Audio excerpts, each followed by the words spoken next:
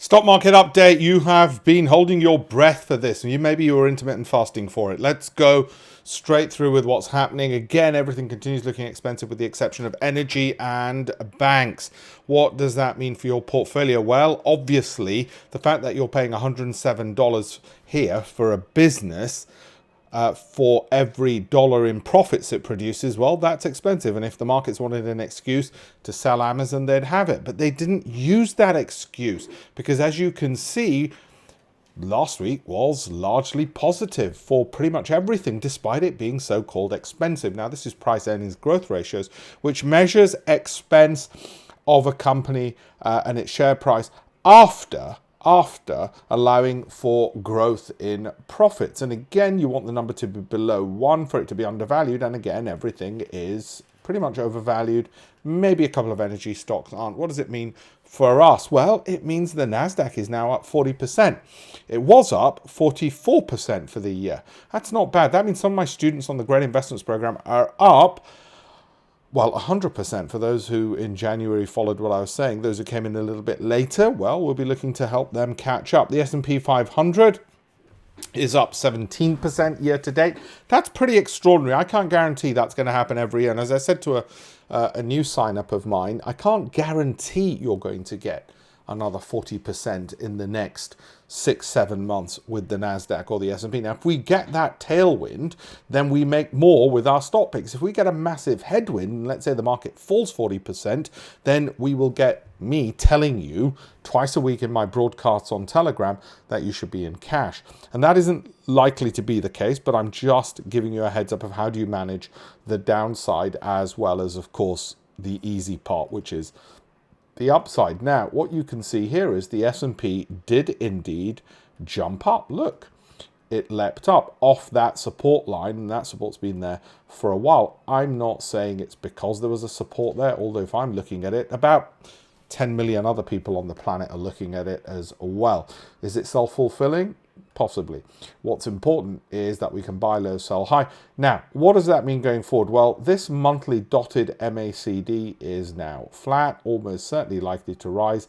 The falls here, well, they've been stopped for a while. Doesn't mean you'll get a V-shaped recovery. I suspect we're going to go up and then probably in September drop down again and below that support. That's where I suspect things will happen and how I think they will play out. And part of the reason for that is that weekly MACD, the solid blue line, which is a measure of momentum, still looks solidly like it could continue lower. So I think these rises we had in the last few days, they're just temporary. I'm not saying that the falls will be deep. All I'm saying is we'll get something of a shallow fall before we then resume upwards for the rest of the year. The FTSE 100, as I've said, I'm expecting that off the back of the monthly MACD. How's Apple done? Well, Apple moves the S&P 500 and the S&P 500 moves Apple because one is part of another. And that's the direction it seems to be going in at the moment. But like I said, if this continues falling, and it's happened before, look at that pattern there. You can get these falls. You get a rise for a couple of days and then a fall and then a rise again. Now, I don't think we'll get that subsequent fall.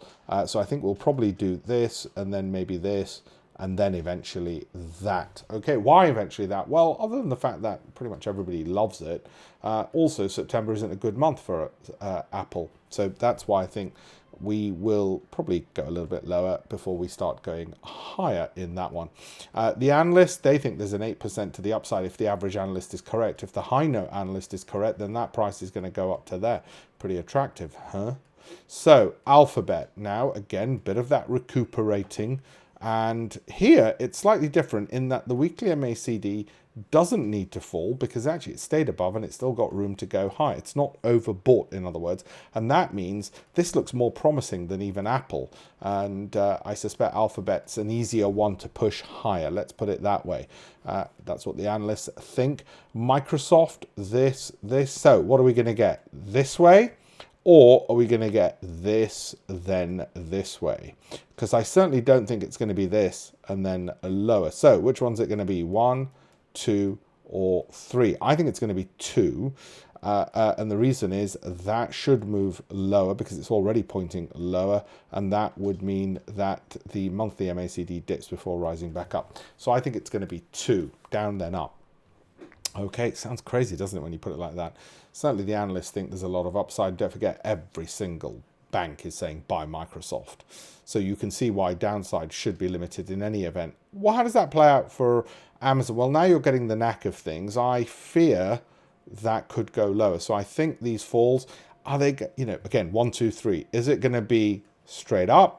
Is it going to be down, then up, or is it going to continue going down? All right, 1, 2, 3. I think 2 is the most likely. Okay, and that's me being cautious. And don't forget, September is pretty ugly for Amazon, I'm afraid. So here we go. That's what the analysts think. They think lots of upside. Now, if you put a gun to my head and said you've got to buy them, I'd buy it. Of course I would. I'd buy Apple and Microsoft. Of course I would. And Alphabet. So that's where, and I still hold it, by the way. I still hold it. If you're risk averse, you'd have got out of everything and be shivering under a bed. Now, Disney, don't buy. Don't buy. Let's just watch and learn from this one. Okay, it's flat out on the mat like a boxer who's been pummeled to death. Just because it's at a multi-year low doesn't mean you go in and buy. That's a separate strategy. Just because a lot of analysts think it's a buy doesn't mean you buy. That's a separate strategy. Just because this looks pretty ugly, well, yeah, you might want to wait till November anyway. But let's just wait and see what happens. I really need to see this moving higher before I'd say, oh, it's time to get into Disney. So it's time to wait. Even this isn't a reason just to buy. Otherwise, that's a separate kind of strategy. What about Nvidia? Well, I've mentioned it in all my broadcasts on Telegram and YouTube. And if you're certainly part of my Great Investments program, you'll have got a lot of detail on this already. But once again, if you're risk loving, you're holding these. If you put a gun to my head, you're buying these, but you'd have to be risk loving in order to do it. If you're risk averse or risk neutral, you might sell 10 to 100% depending on how much it falls from this peak. So some of you might say, falls 10%, I'll sell 10%. Falls 20%, I'll sell 30%, and so on, depending on your risk appetite. You can work out a matrix for yourself. The analysts are certainly very, very, very bullish on this. Tesla seems to have turned a corner as well and bounced off that support line.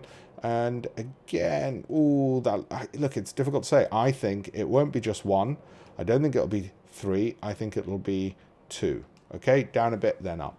And if I'm wrong, that's fine, because it's still upwards at one point or another. Meta, similar kind of story. That's falling from a very overbought position. Okay, so I suspect that could continue falling, which means these prices might dip lower. But when will they catch an updraft? Well, they'll catch an updraft as long as this stays above its signal line, and it probably will. It's a measure of momentum. It's just a mathematical formula which measures momentum, and then should move higher. Okay, 21%. There we go. And ServiceNow, which I continue liking, glad to see it's up there. Now, whether it's 1, 2, or 3 with this, I'm easy, because I don't think it's going to be 3. So I've only got to pick from door 1 or door 2, and I'm relaxed about it. Do you see what I mean? I don't need to trace the exact spot. Is that going to go lower? Is that going to fall, then go up? I think it's either going to be 1, 2, but I don't think it's going to be 3. So I keep holding on to it. Simple maths, yeah? Simple logic. Cisco, well, it's one-way bet, isn't it? And that looks a lot more attractive than many stocks. So I continue holding it and continue liking it. Simple as that. I think that's a bit pessimistic. Hope you've enjoyed that. Have a look at my campaign for $1 million. Have a look at alpeshpatel.com/links if you'd like a free internship within my hedge fund, if you'd like a free download of my books on trading. Okay, if you would like a free trading course, if you would like to know what it's like working in a hedge fund or setting one up, there's a whole bunch of free material there. Access to my Telegram, my LinkedIn, my YouTube, all the rest of it. Enjoy. Thank you very much.